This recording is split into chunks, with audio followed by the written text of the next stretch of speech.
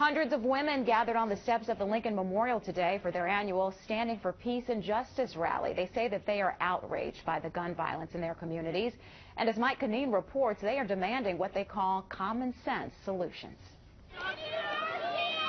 My grandson was gunned down. At the Lincoln Memorial reflecting pool, he was murdered when he was 14 years old. There was a sea of faces represented by mothers, grandmothers, sisters, and widows. Homicide is an epidemic. It's like a disease. Most of these lives were lost to gun violence. Very painful. It's almost like it was yesterday. Years later, the pain is still unbearable, especially for family members of victims whose murder cases remain unsolved. My heart still aches. It's hard. I'm sorry. Many of these participants represent anti-violence groups from across the country. Some are local, many from the Philadelphia area, and some traveling from as far as California to be here.